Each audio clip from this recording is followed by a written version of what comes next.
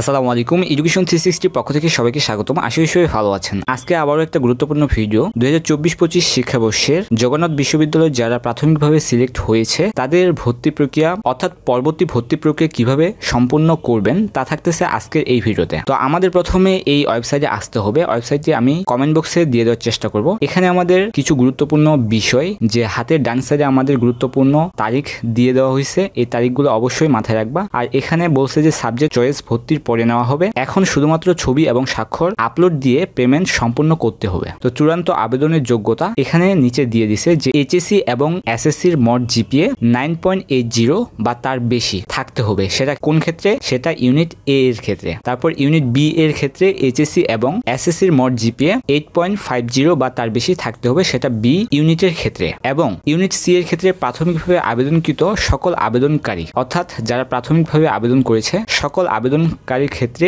C unit প্রযোজ্য। তারপর D ইউনিটের ক্ষেত্রে প্রাথমিক আবেদনকৃত সকল আবেদনকারী। তারপর ই ইউনিটের ক্ষেত্রে প্রাথমিকভাবে আবেদনকৃত সকল আবেদনকারী। যারা মূলত সিলেক্ট হয়েছে তাদের মূলত এরকম একটা মেসেজ দিয়ে দিছে যে you have selected for the second phase of Jagannath university admission test. The last date to apply is 30 December 2024। অর্থাৎ জগন্নাথ বিশ্ববিদ্যালয় 24-25 সেশনের আর তোমাদের চূড়ান্ত ভর্তির আবেদন চলবে 30 ডিসেম্বর পর্যন্ত।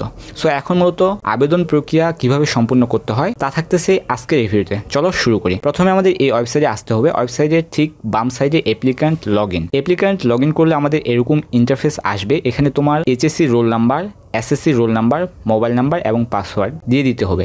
এই পাসওয়ার্ডটা তোমার প্রাথমিক আবেদন করার ক্ষেত্রে যখন তোমরা প্রাথমিক আবেদন করছিলা সেক্ষেত্রে একটা SMS দিছিল যে পাসওয়ার্ড দিছিল আর কি, সেই পাসওয়ার্ডটা মূলত এখানে বসাইতে হবে। HSC roll number, SSC roll number এবং পাসওয়ার্ড দেওয়ার পর মূলত লগ ইন করতে হবে।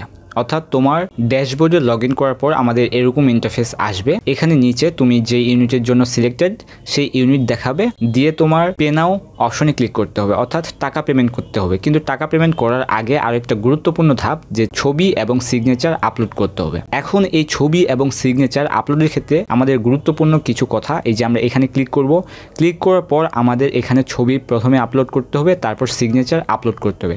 তো এখানে ছবি আপলোডের ক্ষেত্রে গুরুত্বপূর্ণ কথা হচ্ছে ছবির সাইজ, অর্থাৎ তোমাকে আগে রিসাইজ করে নিতে হবে। তো রিসাইজ তোমরা কিভাবে করবা, উপরে আই বাটনে ক্লিক করলে সেই ভিডিও দেখলে মূলত তোমরা ফটো রিসাইজ করতে পারবা এবং সিগনেচার রিসাইজ করে নিতে পারবা। তো ফটো এবং সিগনেচার তোমাদের অবশ্যই আগে রিসাইজ করে রাখতে হবে তোমাদের গ্যালারিতে। আর ছবি রিসাইজের ক্ষেত্রে তোমাদের ওয়াইড 300 এবং হাইট 300 এবং সিগনেচারের ক্ষেত্রে ওয়াইড 300 এবং হাইট 300, সর্বোচ্চ 100 KB এর ভিতর হতে হবে এবং ফরম্যাট হবে জেপিজি।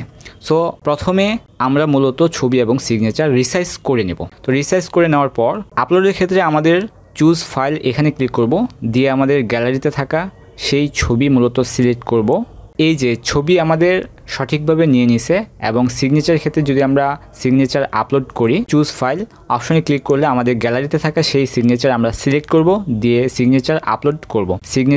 Signature successful.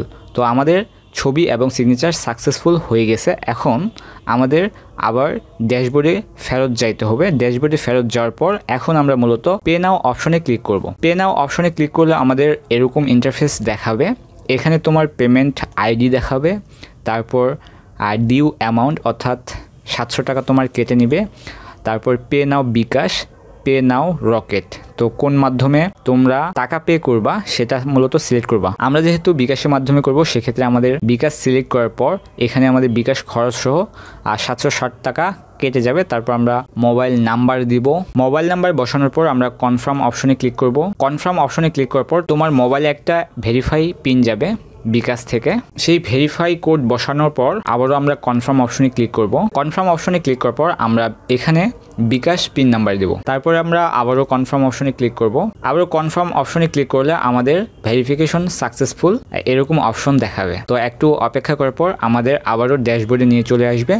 এখানে তোমার স্লিপ ডাউনলোড করার প্রয়োজন পড়বে। তো স্লিপটা মূলত আমরা ডাউনলোড করে সংরক্ষণ করে রেখে দিব। তো এই হচ্ছে জগন্নাথ ইউনিভার্সিটির চূড়ান্ত পর্যায়ের অ্যাপ্লিকেশন। তোমরা কিভাবে করবা বা কি প্রসেসে করবা, এই ভিডিওটাই মূলত আজকের ভিডিওর মূল বিষয়বস্তু ছিল। এবং কি ইতিমধ্যে দেখলা যে কিভাবে মূলত আবেদন আমরা সম্পূর্ণ করলাম। তো ভিডিওর শেষ পর্যায়ে চলে আসছি। এখন কয়েকটা কথা বলি যে তোমাদের অবশ্যই আপডেটের সাথে থাকতে হবে, অর্থাৎ আপডেট ডেটগুলো অবশ্যই মনে রাখবা।